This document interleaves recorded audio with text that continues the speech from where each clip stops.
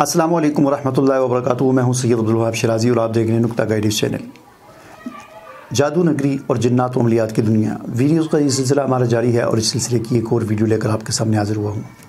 ناظرین، آج کی اس ویڈیو میں ہم بات کریں گے اس حوالے سے کہ آپ نے کچھ ایسے تعویذات دیکھے ہوں گے یا کچھ ایسے منتر یعنی پڑھنے والی چیزیں آپ نے دیکھی ہوں گی کہ جن کو عام طور پر دیا جاتا ہے کہ اس تعویذ کی وجہ سے، تعویذ تو نہیں کہہ سکتے، ہم نقش کہہ لیں، ٹھیک ہے نا، اس جنتر کہہ لیں، اس جنتر کی وجہ سے، جنتر جیسا کہ لکھی ہوئی چیزوں کو جنتر کہا جاتا ہے، جس میں نقش بھی آ جاتے ہیں، جو بھی چیز پرچی پہ لکھی ہوئی تھی اس کو جنتر کہا جاتا ہے۔ اس جنتر کی وجہ سے، ٹھیک ہے نا، یا اس نقش کی وجہ سے آپ کا یہ مسئلہ حل ہو جائے گا، آپ پر جادو جنات، اور اس میں عام اس پہ لکھا ہوتا ہے بحق سلیمان علیہ السلام، ٹھیک ہے نا۔ یا کچھ پڑھنے والی چیزیں ہوتی ہیں، منتر ہوتے ہیں، پڑھنے والی چیز کو منتر کہا جاتا ہے جادوگروں کی اصطلاح میں، تو اس کے اندر بھی لکھا ہوتا ہے کہ آپ اس کو پڑھیں، اور اس کے اندر ایک چیز ہوتی ہے بحق سلیمان، ٹھیک ہے نا۔ تو آج کی اس ویڈیو ہم اس پر بات کریں گے، یہ بحق سلیمان کیوں لکھتے ہیں، کیا مقصد ہے اس کا، اور کن لوگوں کی یہ اصطلاح ہے۔ سب سے پہلے یہ سمجھ لیں سلیمان علیہ السلام کے بارے میں کہ سلیمان علیہ السلام کے بارے میں اسلام کا اور مسلمانوں کا صحیح عقیدہ اور درست عقیدہ کیا ہے، اور غیر مسلموں کا غیر مسلموں کا اور جادوگروں کا عقیدہ کیا ہے۔ سورہ بقرہ کی آیت نمبر 102 ہے، اس کو ضرور پڑھیں آپ، ترجمہ اور اس کی تفسیر آپ دیکھ لیں۔ اس کے اندر یعنی یہ آیت جس مقصد کے لیے نازل ہوئی ہے، اس آیت کے نزول سے یا اس آیت کو پڑھنے سے ہمیں پتہ چل جاتا ہے کہ سلیمان علیہ السلام کے بارے میں غیر مسلموں کا اور خاص طور پر یہودیوں کا نظریہ کیا ہے۔ غیر مسلموں کا سلیمان علیہ السلام کے بارے میں یہ نظریہ ہے کہ سلیمان علیہ السلام جادوگر تھے، نعوذ باللہ، اور بڑے تکڑے جادوگر تھے، ایسے جادوگر تھے کہ نہ ان سے پہلے کوئی اتنا بڑا جادوگر آیا اور نہ ان کے بعد آج تک کوئی اتنا بڑا جادوگر آیا۔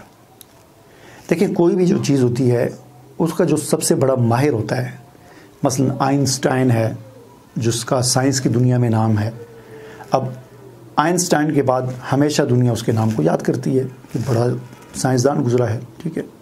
اسی طرح کوئی فلسفی ہے تو جتنا بڑا کوئی فلسفی گزرا اس کے بعد آنے والی دنیا اس کو یاد کرتی رہتی ہے، اس سے بڑا فلسفی کوئی نہیں آیا، ٹھیک ہے نا، آج تک۔ تو ہر کیٹیگری میں یا ہر موضوع کے لیں، اس میں کوئی نہ کوئی بڑا مشہور ہو جاتا ہے، تو اس کو پھر اس کو بعد کی دنیا اس کو اسی طرح اس کے نام کے ساتھ جو ہے اس کو یاد کرتی ہے۔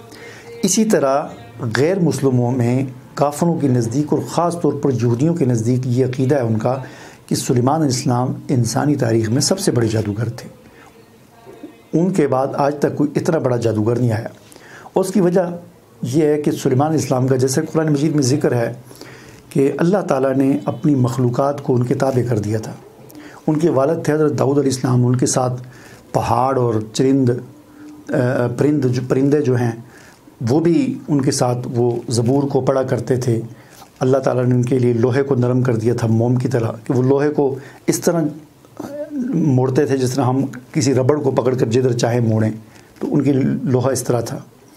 تو یہ اللہ تعالیٰ نے ان کو عطا کیا تھا، اللہ کے حکم سے ایسا تھا، اللہ کے اذن سے ایسا تھا۔ اسی طرح سلیمان اسلام کے سامنے بہت ساری جو مخلوقات تھیں ان کے تابع تھی، خاص طور پر جنات جو تھے۔ پھر سلیمان اسلام جانوروں کی، چیونٹیاں ہیں، پرندے ہیں، ان کی بولیاں سمجھتے تھے، ٹھیک ہے نا۔ تو ان سب کا ذکر ہے قرآن مجید میں، اور یہ سب کس لیے ہے؟ قرآن کو اگر ہم ترجمے کے ساتھ پڑھیں، اور خدا کا واسطہ ہے میرا آپ کو کہ قرآن کو ترجمے کے ساتھ پڑھا کریں، ٹھیک ہے نا، تلاوت کیا کریں، تفسیر کے ساتھ پڑھا کریں۔ تو قرآن کے اندر جہاں جہاں حضرت داؤد علیہ السلام، سلیمان علیہ السلام کا ذکر ہے، اس سے ہمیں یہی پتہ چلتا ہے کہ سب کچھ اللہ نے ان کو عطا کیا تھا، اور بار بار وہ یہی کہتے تھے کہ اللہ تیرا شکر ہے کہ تو نے ہمیں یہ عطا کیا۔ آپ نے ایک مشہور آیت ہے، اکثر مکانوں پر بھی لکھی ہوتی ہے، ھذا من فضل ربی، ھذا من فضل ربی، آپ میں سے اکثر کو یاد بھی ہوگی، ھذا من فضل ربی، یہ میرے رب کا فضل ہے۔ یہ کس کا جملہ ہے؟ یہ حضرت سلیمان علیہ السلام کا جملہ ہے، یہ حضرت داؤد علیہ السلام کا جملہ ہے، جو وہ کہا کرتے تھے کہ ھذا من فضل ربی، یہ میرے رب کا فضل ہے، یہ جنات میرے تابع، یہ مخلوقات میری تابع، میں ان کی بولیاں سمجھتا ہوں، میرے حکم پر چلتے ہیں، میرا تخت جو ہے ہوا میں اڑتا ہے، ھذا من فضل ربی، یہ میرے رب کا فضل ہے، ٹھیک ہے نا. اس کے برعکس کفار جو ہیں، خاص طور پر یہودی جو ہیں، وہ سلیمان علیہ السلام کو جادوگر سمجھتے. تو اسی کی تردید کے لیے اللہ تعالیٰ نے آیت نمبر 102 سورہ بقرہ کی نازل فرمائی، جس میں فرمایا اعوذ باللہ من الشیطان الرجیم بسم اللہ الرحمن الرحیم واتبعوا ما تتلو الشیاطین علی ملک سلیمان وما کفر سلیمان ولکن الشیاطین کفروا یعلمون الناس السحر. تو اس آیت میں اللہ تعالیٰ نے اس بات کی تردید فرمائی کہ سلیمان علیہ السلام جادوگر نہیں تھے، وہ جادو نہیں کیا کرتے تھے، بلکہ جادوگر تو شیاطین کی پیروی کرتے ہیں، اور شیاطین جو اس وقت پڑھتے تھے. تو یہ یہودی جو ہیں یہ دراصل ان شیاطین کے بتائے ہوئے طریقوں اور ان شیاطین کی بتائی ہوئی خرافات پر چلتے ہیں، اور اس کی نسبت جو ہے یہ حضرت سلیمان علیہ السلام کی طرف کرتے ہیں کہ سلیمان علیہ السلام جادوگر تھے. تو اللہ تعالیٰ نے فرمایا سلیمان علیہ السلام نے یہ کفر نہیں کیا، جادو کرنا کفر ہے.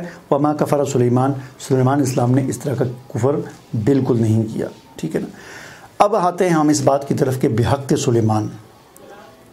اب آپ پر بات واضح ہوگی کہ جو لوگ یہ لکھتے ہیں کہ بحق سلیمان، یہ اصل میں بحق سلیمان یہ اس عقیدے اور نظریے کی طرف جو ہے وہ اشارہ کرتا ہے کہ جو عقیدہ اور نظریہ یہ ہے کہ سلیمان علیہ السلام جادوگر تھے.